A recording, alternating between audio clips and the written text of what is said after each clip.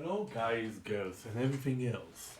This is another cargo pants video and this time I'm going to give you a Pathfinder 2nd edition tutorial. Essentially just beginner tutorial, like really quick. So first of all, let's start with the basics. All rules over here are on 2e aeonprd.com, aka Archives of Nephis. That's all you need to really type. Nephis 2e. And here you have every single rule. Over here at the very start, you have all of the updates, all of the new stuff. It's all that you have for free. Um,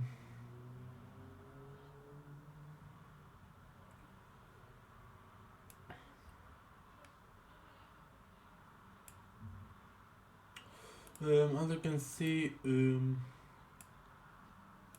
have every rule on Archives of Nephis just for free. Straight up, free rules.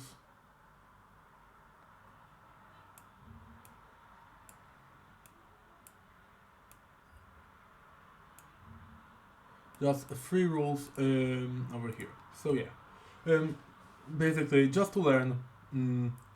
I think that I'm going to put a timestamp or something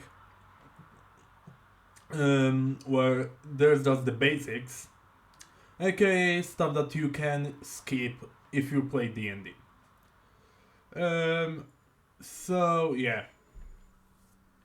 First of all, stuff for complete beginners. We have a little thing that is called role playing. We just pretend to be other characters, and that's just the gist of it.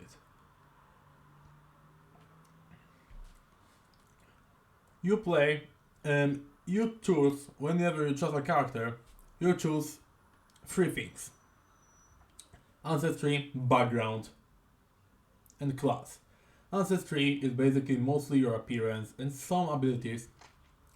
Background is what you did in the past, and class is essentially what you are doing, how are you playing your character. Um, we have statistics that essentially give you bonus access to rolls. You roll dice, and each die is called a different name. For example, a die that has 20 sides, aka the main die, the most commonly known one out of TTRPG dice is a D20. 20 dice. We also have a D12. We have a D10. D12 is of course 12-sided. D10 is 10-sided. Also, there's a percentile die that you can roll together with D10 to get a score out of between 1 and 100. It's essentially just a roll to roll a D100 without needing to buy a die that has 100 sides. Additionally, we have D8, you probably know what it does, D6, aka the Monopoly dice, and D4, which you should not step on. You should just avoid stepping on D4s. They're like caltrops. They're horrible.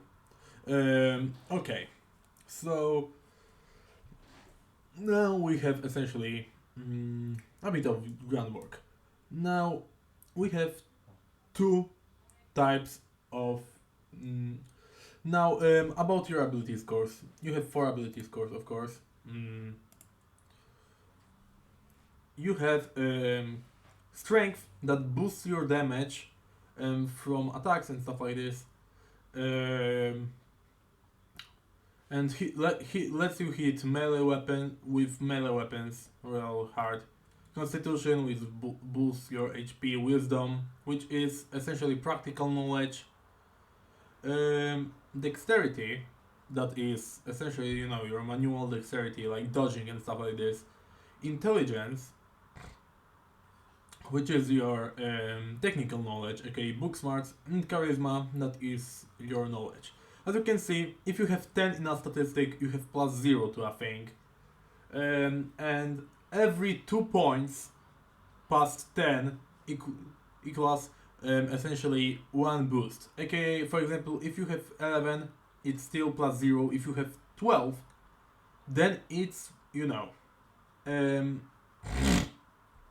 if you have plus 12, then it's plus 1. If you have plus 14, then it's plus 2.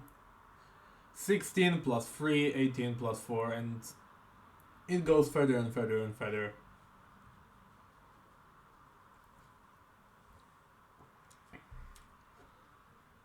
Now,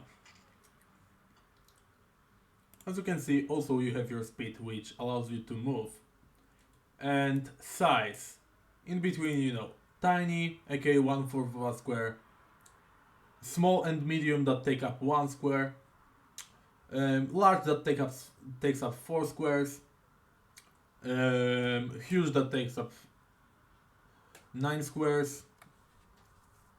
Then there's gargantuan that takes up 4 by 4 area, aka 16 squares or more. Well, now that you know all of that, now let's tell what is a DC, for example. Don't get intimidated by the big numbers, that's because the character is level 20 over here. As you can see,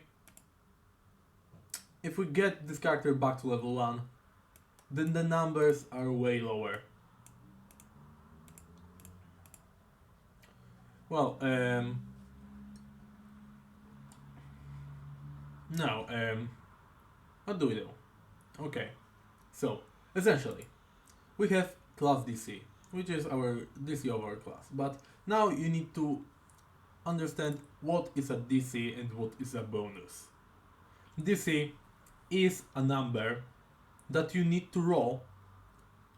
This number, aka, for example, to actually succeed on it. For example, over here we have occult DC, so yeah. Let's use example DC, for example. Let's say that you try to pick a lock using your thievery skill, Over here you're a bard, so you're not really that good at thievery. For example, if you were a rogue, then you would have plus 7 or something. Probably. So, yeah. You need to roll. If the DC is 15, if you roll 15 or more, then you succeed. And it's not just 15 on a d20 sided die, Oh yeah, and if you roll less than a 15, then you fail. It's not just d20, you don't just roll d20, see, you add bonuses. So it's plus 5, so for example, you need to roll at the very least 10 on a d20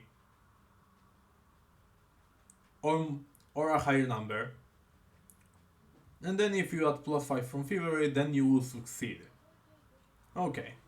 Now also, you have martial classes, aka classes that don't use any magic, and you have also caster classes, aka over here, for example, like the bard, that uses spellcasting. Martial classes, most of them use dexterity and strength, while caster classes use intelligence, wisdom, or charisma. And all of the classes usually should also have a decent constitution. Over here, as you can see, this is the ideal stat spread that you should have probably. I'm not saying that you should have always an ideal stat spread. As long as at level 1 you have plus 4 in your main statistic, and have at least plus 2 to constitution, then most of the time your character should be fine. Well, wait a second.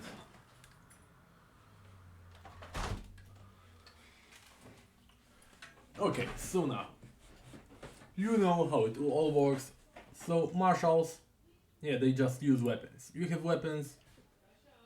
If you're proficient in a weapon, you add a bonus to that weapon, and then you strike with the weapon. Well, that's pretty much how it works. You have also armors that give you bonuses to your AC. AC is armor class, aka DC. DC of your armor. Okay, someone needs to roll at the very least 16 in case of that bard. Someone needs to roll at least 16 with the bonus to hit the enemy. To actually hit the bard, you know? Um, yeah. That's how it works. Also, you have all the magic items and stuff like this. You have spells. And I recommend that you also, if you want to get deeper into this, you should also read something. That's not a thing that you should do and expect just to play the game after that. And now, well, now with that's all. I'm saying all of this stuff, assuming that you don't know D&D and stuff like this, and you don't know TTRPGs at all. You have, for example, spells that you can use, and you expend spell slots that are different. For example, you try to cast magic missile, and say just lost one spell slot. You cast magic missile again, you lost all of your spell slots. Now you don't have any spell slots left. Well, for example, if you rest, then all of your spell slots, they are back. They are back. So yeah. Also, for example, let's say that you took 4 damage over here, or 5 damage, and you rest, then you get healed. Over here, you just get healed by 2 HP. Because right now, your constitution is +2. And you're level 1, so 2 times 1 equals 1. So you will recover 1, and 2 times 1 equals 2. Okay, you will recover only 2 HP per any rest, But some GMs might rule this differently. That's the basic information. Also with the fact, there's the game master that essentially tells you about all of the events in the game and all of the stuff in the game. And there are also players that choose these characters that you play. There are many different videos that you should check out on this topic. So yeah, now that's where differences. Now that's where just basic stuff ends. That's where just similarities with D&D pretty much start to show up. For example, over here, your AC is way higher than it would be in D&D. In D&D, you would just simply 210 add 3 because you're wearing light armor, for example. aka 1 plus 3, 10 plus 3. And then also you would add your dexterity mod. I mean, I know that it technically just replaces your 10 with 13, but yeah, that's essentially plus 3 build just. Well, in Pathfinder 2nd edition, you have 10 plus 1, you have 10 plus your dexterity, of course. Okay, over here 2. That's 10 plus 2, that's 12. Plus also 1 because of this leaf weave armor, which is essentially just leather armor, but it's liminar. So it has basically this little trait that essentially gives it a bit of flavorful abilities. So yeah, as you can see, we have your base bonus, base AC, aka 10. You have +1 from wearing the leather armor, +4 from dexterity, and +3 from proficiency. What is proficiency? Well, normally over here in both cases we add pretty much the same thing, except over here you have also proficiency. But proficiency is separated into two things. Okay, first is training. First is training rank, proficiency rank. I mean, okay. For example, you can have trained. Trained proficiency makes it so you can add +2 and your level to a thing. If it's you don't add any proficiency bonus if you're untrained, aka you. But over here you have T, aka we're trained. That means that we add +2 and additionally our level. So over here, proficiency +3 in the armor we are currently wearing, because you know, +3, +2 because of the skill trait, +2 because training, and +1 because level. For example, if you change now to level 2, nothing really changed except our proficiency rank went up to 4 because it got increased because our level increased. So you know, we just add +1 to every check that we are trained in, unless you take untrained improvisation, which just switches it up. Now, when you have your ancestries, aka you have your races essentially. I sorted into common, aka the base ones, uncommon, aka the different ones. For example, you know, Nagashi, the serpent people, orcs, rat folk, rat people, Vanra, monkey people, Tengu, you know, like Kenku from D&D, Fetchling that are essentially just shadow people, Azarketi, fish people, cat folk, cat people, Kitsune, fox people, hobgoblin, big goblin, Gripply, frog people, and stuff like this, you know. Also, you know, kobolds. And we have rare ancestries that are just weird stuff, you know. For example, we have Anadi that are essentially just like shape-shifting spiders.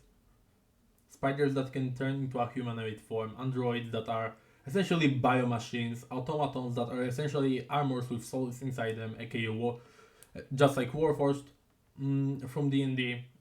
Konrasu, aka they are like sentient black holes that decided to encase themselves into like a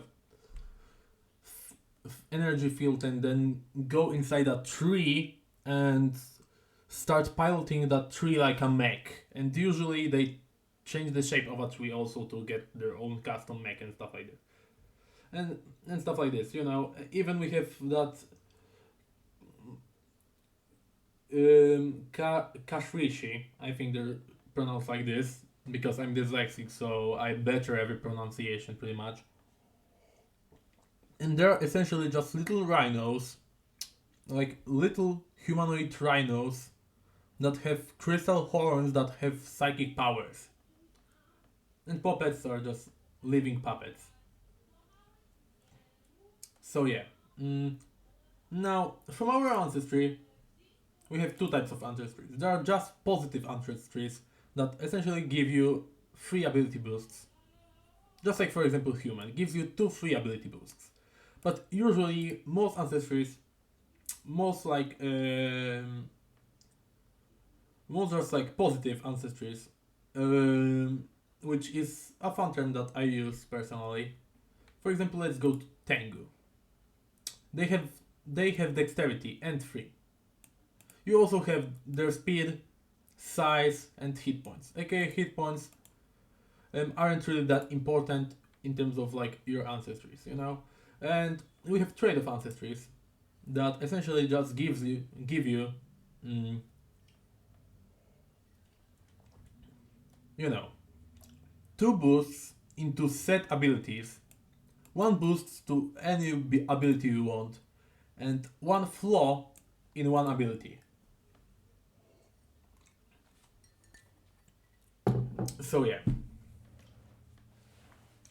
that's pretty much what I wanted to say with that. And now, as you can see, we have feats. Um, I mean, we have also backgrounds that essentially just gives you usually, similarly to race, it gives you usually 2 ability boosts and gives you a free skill feat. Skill feat, or if you're an amnesiac, it gives you 1 more ability boost.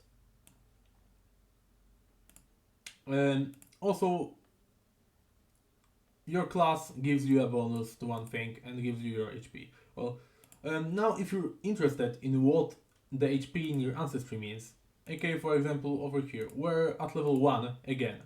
Normally, we are Bard, you know? So, Bard usually has, as you can see, 8 HP plus your Constitution modifier per level. So, now 10 of our HP is from, because you know, 8 plus 2 is 10, aka 10 of our HP is from our, you know, class. And then, also because we are human, we add 8. But don't worry. You don't need to pick an orc or something that has like a lot of HP to actually be good. Because, you know, now we go back to level 2. We have 28. How is it possible? Well, you only add your ancestry HP bonus at level 1. Later, you don't add this. You add this just at level 1, at basic just starting level 1. To just make everyone a little bit more bulky, you know. So, you know, you can still throw hordes of monsters at small adventurers by essentially giving them more HP at level 1. You can still throw a bunch of monsters at adventurers and have these monsters have way less HP without just being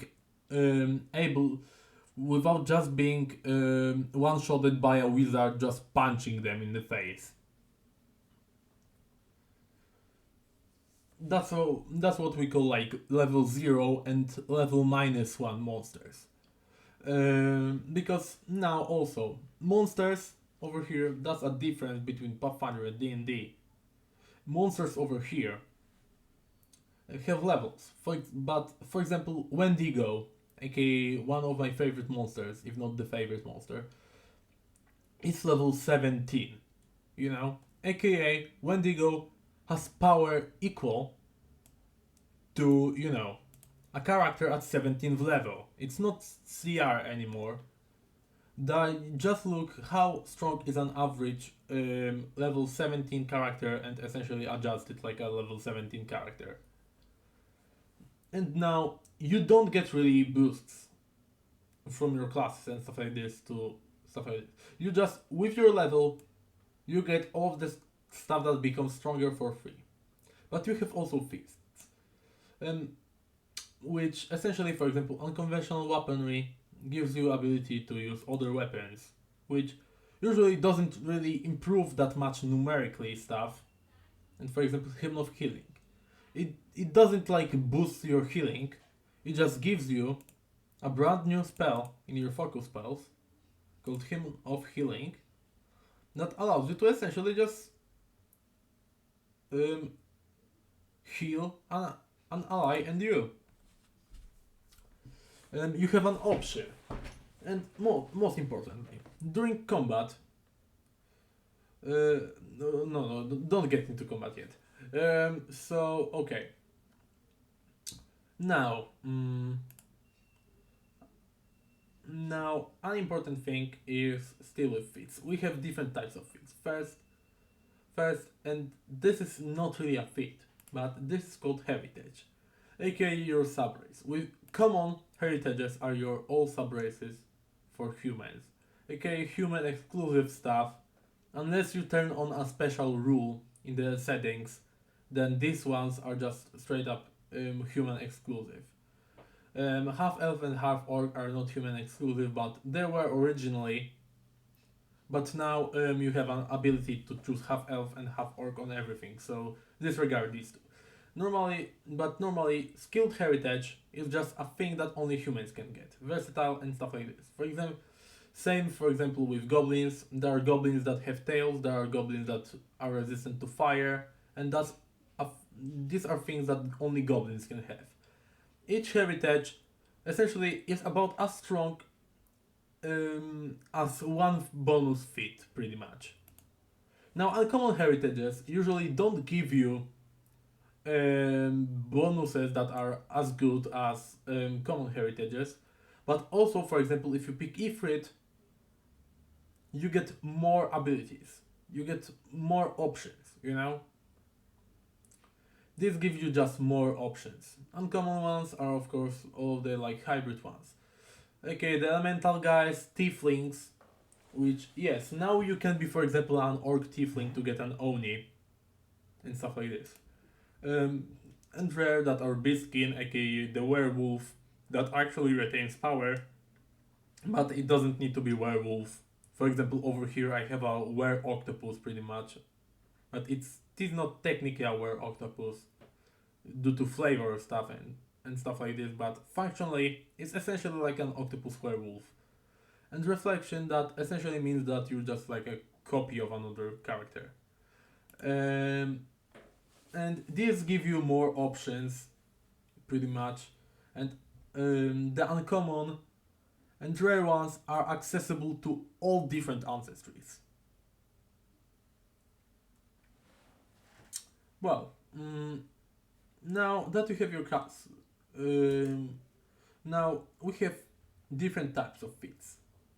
We have, of course, the ancestry feat, aka abilities from your race. For example, Gloomseer that gives you low light vision, aka ability to see better in the dark, and stuff like this. General training that gives you a general feat. Adapted cantrip that just gives you ability to get a cantrip.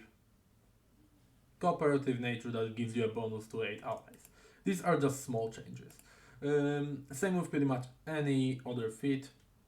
You have also class feats that allow you to customize your class stuff, skill feats that allow you to customize your skill stuff. There are also general feats that can work both as skill feats and as some separate additional feats. In general, feats that are usually tied more to general stuff and your statistics rather than your skills themselves, like general feats are. Um, but now, also, you have some more feats. You have also, for example, sometimes Ancestry Paragon feats, aka additional Ancestry feats that work when you pick Ancestry Paragon variant through and stuff like this. Archetype feat, free archetype feats, aka feats that you can only use on dedication and archetype feats. Well, now, let me run down classes before I talk about dedications. Now, you have Alchemist that is an intelligence-based class that gives you a bunch of like free alchemical items. Sorry, it's not a cargo pants video if my family doesn't interrupt me. Yeah. And Barbarian, okay, strength-based class that is a guy that just gets into battle and rages. aka gets a bunch of boosts that can transform you into an animal dragon, or can, for example, make you resistant to magic, or just make you really strong, or make you really big. Bards are guys that essentially use charisma and they play music mostly. Um, they have a lot of like composition cantrips that are essentially just AoE buffs that they can spam, like normal cantrips, aka spamming spells. Um, Champions are the tanky guys, but I personally don't really like them too much. Because they rely on alignment damage, aka damage that can posit- like positive and alignment damage. Positive damage is a damage that can only deal damage to undead creatures, and alignment damage is damage that allows you to deal that lets you deal damage only to creatures of the opposite element. For example, good only creatures that are evil can take good damage, and only creatures that are, for example, lawful can take chaotic damage. Now, cleric is your priest that. Oh wait, also with champion, I forgot to mention that champion is an excellent tank, but at all of the damage stuff and other like auras, it relies too much on alignment, in my opinion. Clerics get a lot of additional spells that they can cast on either heal or harm. Heal is a healing spell that essentially heals or deals positive damage to undead, and harm deals negative damage or heals undead. Druids are the nature guys. They can pick. They have like 7 subclasses. And they can just like, hey, I'm going to sacrifice one feat that I have, one class feat that I have, to pick additional subclass. Yeah, over here, unlike D&D, they can turn into dragons, they can turn into everything. Everything. Owlbears, dragons, just canonically. They can turn into Godzilla at level 20. Even at level 19, pretty much everyone can turn into a Godzilla with a spell, but they can just use the, they can just like spam this with their focus spells. That are things that I will explain later. Fighter, of course, a guy that just essentially has +2 to hit and has a bunch of skills, attacks that are maneuvers. Gunslinger has +2 to hit. I mean, Gunslinger is just essentially fighter, but for guns and crossbows. Inventor, you essentially pick one thing out of a weapon, armor, and a construct. And your weapon, if you pick a weapon, then your weapon has more traits. For example, you can trip enemies if you hit them with a melee attack. I mean, if they're in your melee range, with that weapon, you can just trip the enemies over with a melee weapon and stuff like this, even if you don't have a hand free. And stuff like this allows your weapons to deal a lot of different types of damage. If you pick armor, then gives a lot of resistances to different types of damage. And if you pick construct, you have a very customizable companion. Also, you use intelligence and can overdrive to essentially just boost your inventions even further. Investigator is just, Sherlock Holmes. Investigator gets a bunch of skills and can, for example, devise a strategy, aka make a strategy to hit an enemy in a weak spot to deal extra damage. And you should have intelligence as your main thing, because when you devise a stratagem, you use your intelligence for an attack roll instead of dexterity or strength. And Magus is essentially just a fighter, but weaker in terms of not just normal fighting, less HP, worse weapons, less accuracy, and stuff like this. Just technically a weaker fighter, but also has access to some spells.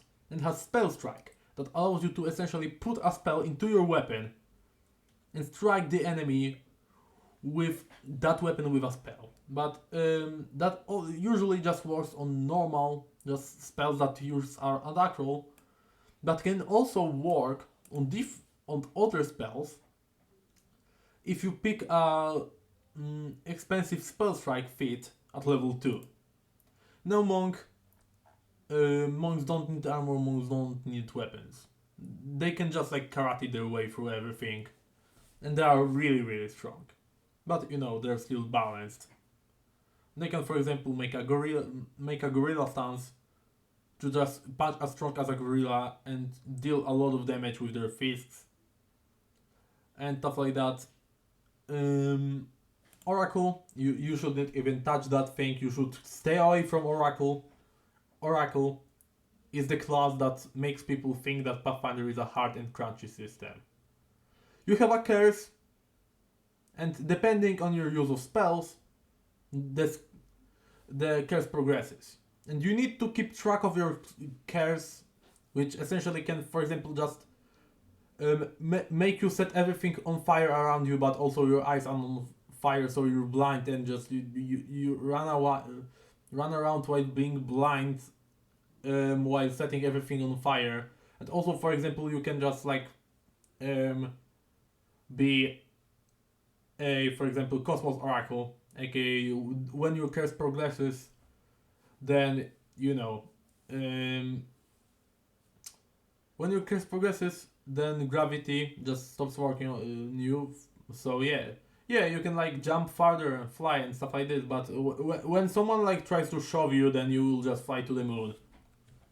You should just avoid playing Oracle, depending regardless of your skill level, because oracles are really weird. But one cool thing is that they get just like upgrades to their focus pool, aka the pool of focus point that they have, just without taking any feats, they just get it passively.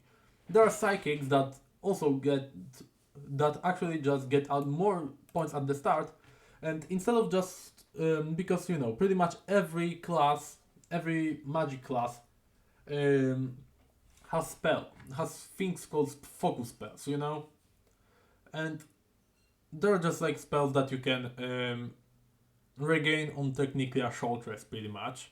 But they're not no short rests. They are just refocuses that essentially make you able to regain this focus point. And yeah, they have these cantrips that are essentially just normal cantrips that they can use and attack people with and stuff like this and use them for abilities. But they can also, instead of just having focus spells to spend their focus points on, they have a thing called amp. aka they just like make their focus cantrip stronger. Um, for example, double the damage of the focus cantrip using a focus point or something. There are rangers that are yet again actually good in this system. Okay, you can ping one enemy and you have bonuses on that enemy. For example, if you take outwit, you have like you know. Oh yeah. Also, I forgot to tell you that psychic is the only spellcaster that can choose between two abilities they use for they use for spellcasting. And no ranger, essentially, you ping an enemy, and depending on your class, subclass, you get a bonus against that enemy. For example, if you take a flare ranger, you can attack them really fast without getting any penalties to attack. I mean, not without getting any penalties to attack, but you gain less penalties. If you take Flare Ranger, you take less penalties from attack because, you know, in Pathfinder, if you attack multiple times in a row, then your attacks will be less accurate. So, you know, so that's balance, so you just don't attack 3 times in one turn. And you actually use your skills and stuff like this. So, yeah, unless you're a ranger, you can just ping an enemy and then just like hit the enemy a bunch of times at once.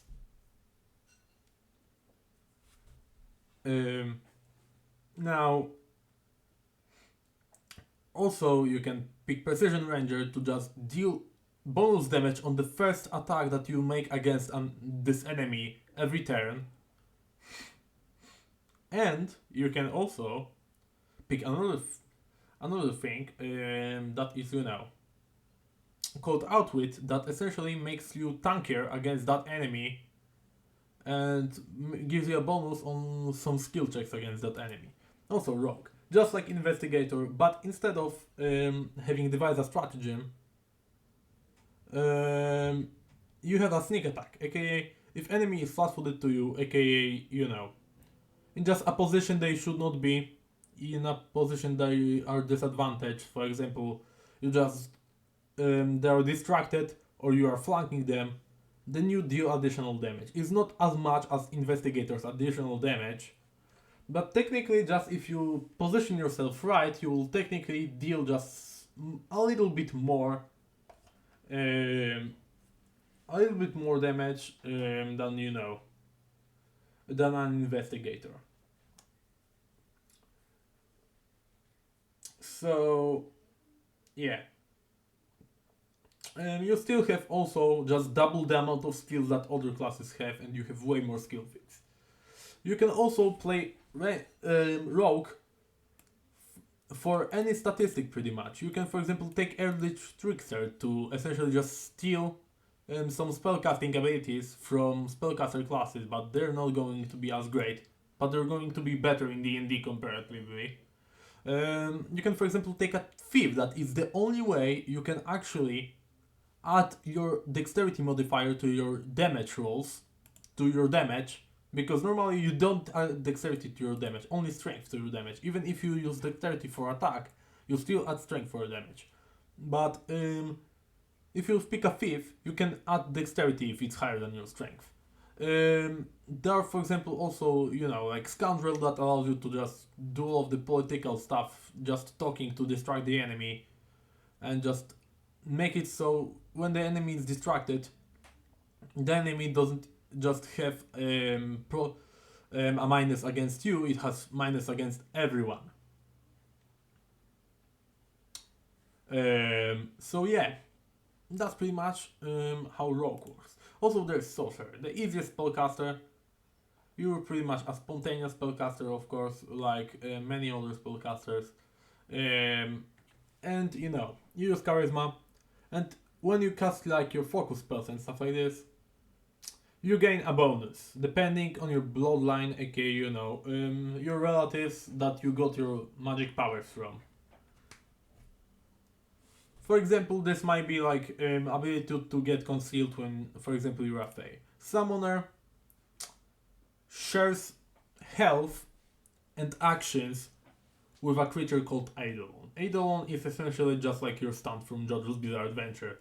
And the thing is with action economy that it's kind of funky, because if you take any action, regardless of if you do any activity that takes in between 1 and 3 actions, then you do that activity and you can command your monster, aka your Eidolon, to do something that costs 1 action. But instead, you can, for example, make your Eidolon, aka your monster, make an activity that takes in between 1 and 3 actions, and then while the Eidolon does this, then you just for free, your character can do something that costs 1 action for free. So yeah, you can just like try to optimize it between action economy. Strategy is the most important part of Pathfinder. There's Swashbuckler that is just like Investigator but doesn't get that much skills. But instead of these skills, you get a lot of like really cool stuff. For example, your bucklers, aka shields that don't take up hands, are as good as normal shields and stuff like this. And you get a lot of different stuff.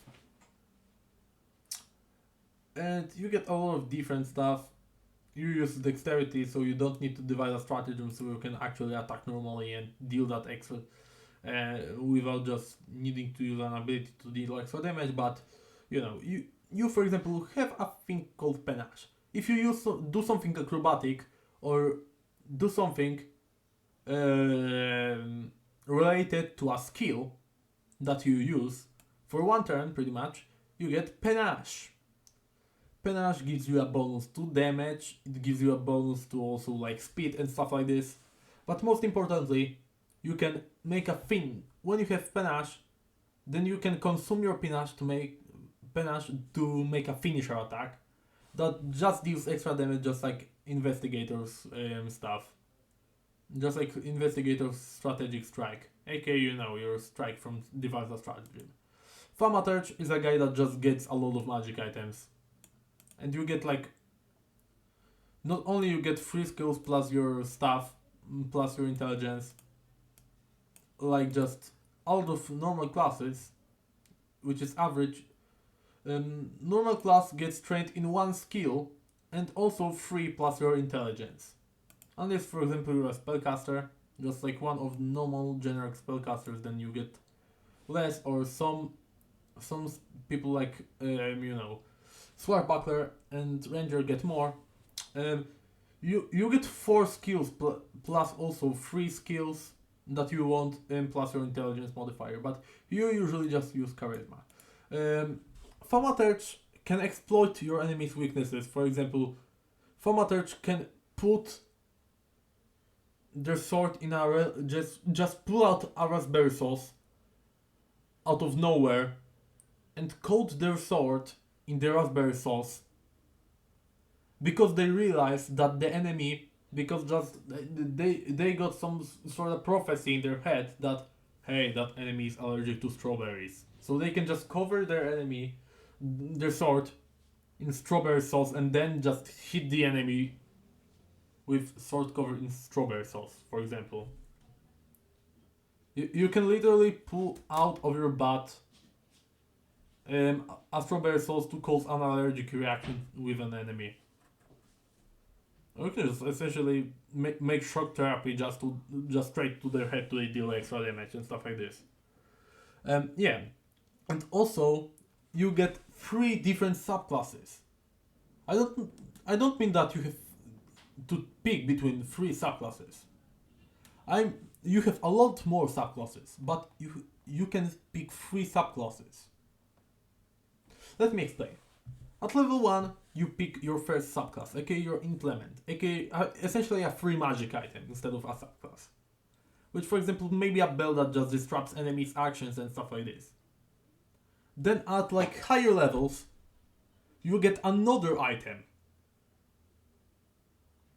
And then, at even higher level, around 15 I think, you pick up a third item. You have 3 items that are essentially each item is a subclass. And later, in between these levels, you can also upgrade items. For one of your items, the last one you pick, to be just a normal item. The second one you pick to be just like an upgraded item. And the first one you pick to be like a very, very OP item. For example, over here, Witch. But, okay, Witch has a familiar and uses intelligence. Witch gets their spells out of their familiar and then can cast them. Witches also have things like hexes.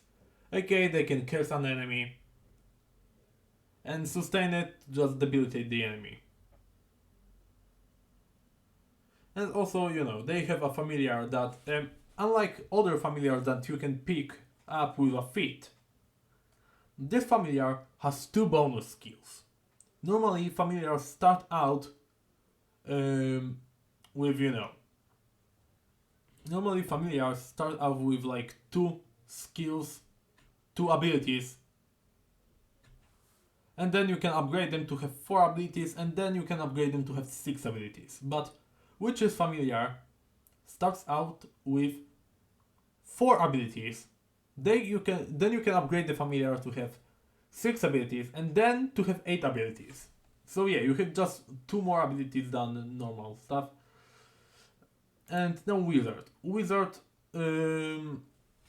is similar to a Witch in terms of spellcasting and stuff like this.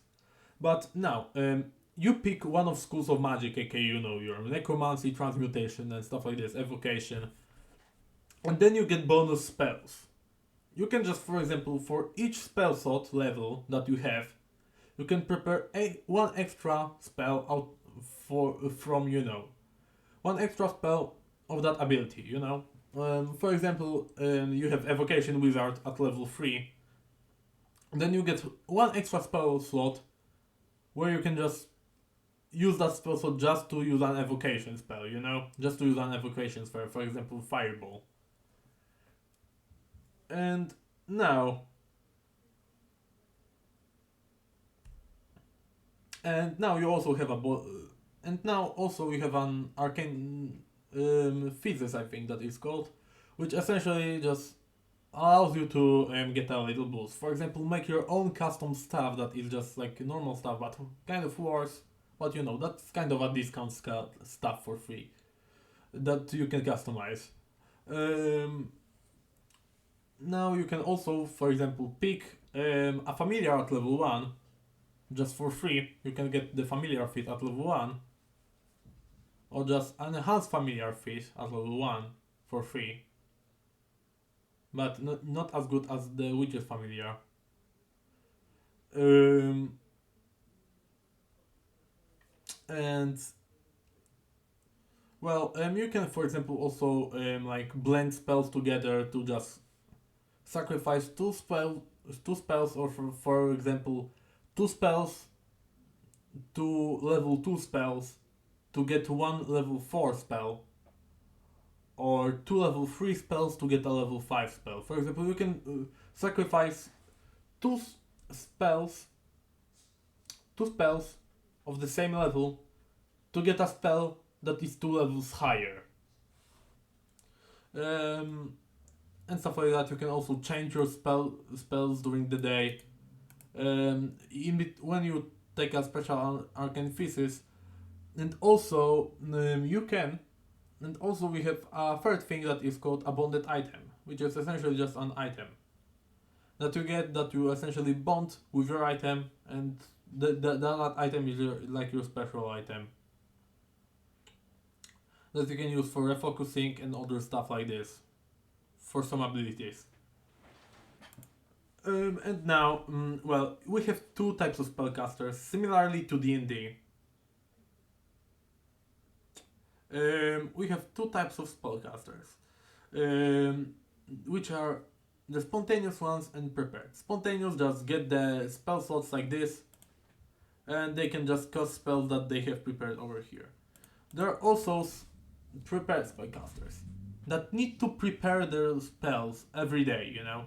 But if you, for example, prepared an ant hole as a spell, for example, if you, for example, prepare Fireball as a spell slot,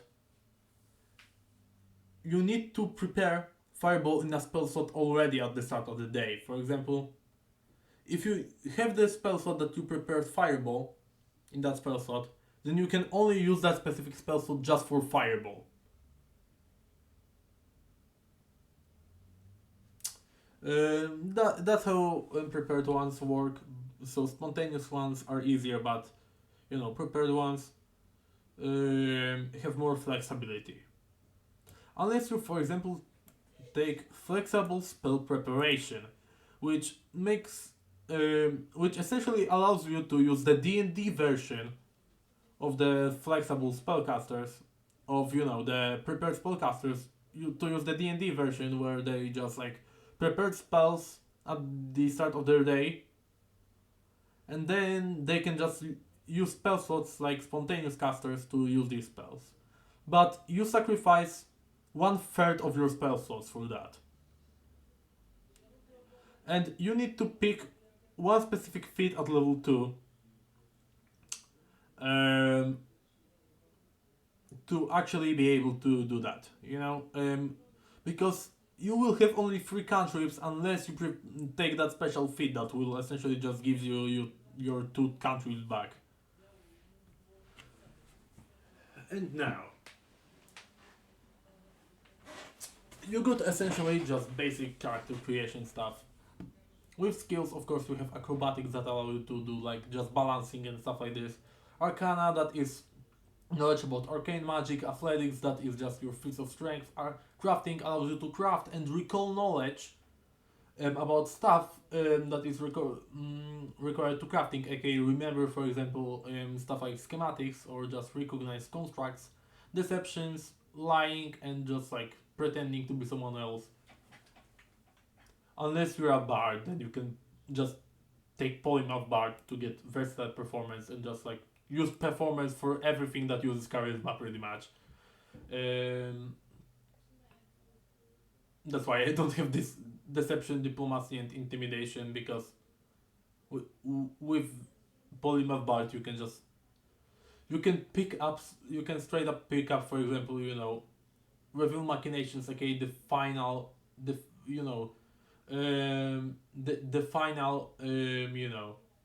skill that you get for just having legendary rank in deception. But I'm untrained at deception. I can just like scare to death people with my performance, because I'm a polymorph bard, and no, bards are not broken. They are balanced, but I usually just joke around saying that bards are bad, but that's mostly because bards are like the only class that I would really call like super repetitive. But back to the topic. Of course, diplomacy is your persuasion skill. Intimidation is just scaring people. Medicine is knowledge about medical stuff and actually like treating wounds. Nature is both knowledge about nature and ability to like for example handle animals, which is just both nature and animal handling from D&D. Occultism, that is knowledge about all the weird stuff. For example, you know, Cthulhu and stuff like this. Cthulhu aberrations. Oozes, like just gelatinous cube, for example. Performance, yeah, you just dance and stuff like this. Dance, sing, stuff like this. Religion, both knowledge about religion and, you know, like prayers and stuff like this. For example, if you have high religion rank, then you can, for example, just do a battle prayer that essentially you pray, Jesus, kill this guy, and this guy will take like alignment damage. Society, aka both history and stuff like market. Okay, for example, with society you can remember stuff about historical figures, but you can also remember like prices of items. Stealth is just sneaking around and smuggling objects. Survival, you know, survival, like tracking stuff, hiding and tracking stuff. And thievery is similar, is not stealth, it's completely different from stealth. But usually both stealth and thievery work together. If you use thievery, you usually also need stealth. For example, thievery allows you to like disable devices and also just take things just undetected. Take things off shelves and stuff like this undetected. This is basically your sleight of hand. And now that we have all of this, we know your HP is your life and your AC is how hard you are to hit, but now a very important thing is your saving throws. Now you have only fortitude, reflex and will. That you're always just at the very least trained in or higher in proficiency rank. So yeah, fortitude is against all of the effects that just affect your body straight up. Reflex is all about stuff, about dodging stuff, and will is about like emotions and mind control. So yeah, only constitution, dexterity and fortitude matter with saving throws, and still you just get like level bonuses to all of these rolls. And perception is also a skill that you automatically are trained at. You usually roll perception for initiative to determine the order in which you will take turns. But you can also roll any other skill check for initiative depending on what you are doing. For example, if you're sneaking up on foes, then you can roll stealth. If you're, for example, starting it with a gut punch, then you can roll deception. And as long as you can like make up an excuse, then you can pretty much use any skill.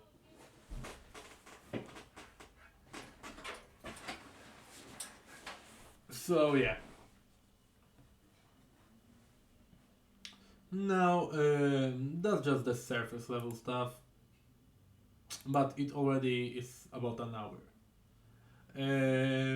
This is just guide to everything. Just remember that there are a lot of free resources.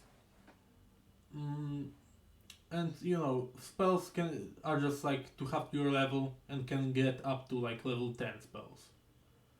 Um, that's the most important things, you know, that you need to know. And there are also hero points. Hero points allow you to reroll ability checks. And if you have 3 hero points, you can use up all of your hero points to just revive yourself after you die. Also, shields work and stuff like this, but you know, you would actually, you can actually like even type Pathfinder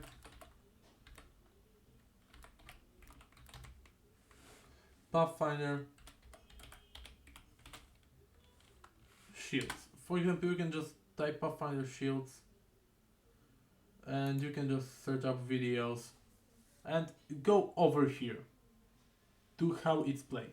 How It's Played is a great channel that essentially has in-depth tutorials about pretty much every mechanic in the game.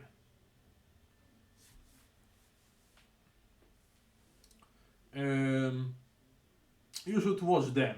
Over here is just a video to explain to you essentially basically how all the concepts work. After you watch this video, you will essentially just like know every basic stuff, every basic thing just to understand about your character. And then if you have some like experienced GM or other experienced players, then they can help you out with the game. Just and this is I just specifically didn't make any recommendations for the stuff you pick in the game because the point is that your character is your character. As long as you have at least +4 in your main stat and at the very least +2 in con at the start of the game. You should have at the start of the game like +4 in your main stat and +4 in con. Unless you are a kineticist, that is a class that is coming out later, where your main stat is your con.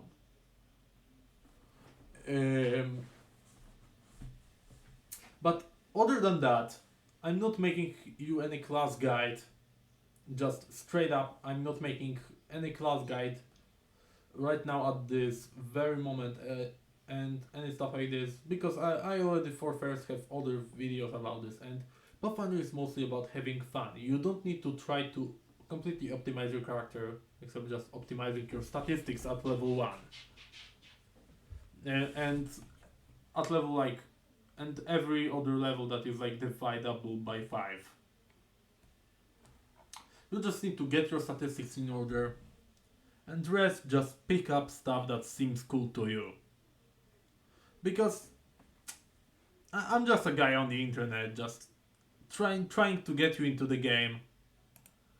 And I'm not trying to force you to do anything. I'm not trying to force you to do anything except just like optimizing your statistics and probably picking a primal spell list whenever you actually can, when you're picking a class that has access to different spell lists. Then the primal is my favorite, but I'm not going to actually like force you to do anything.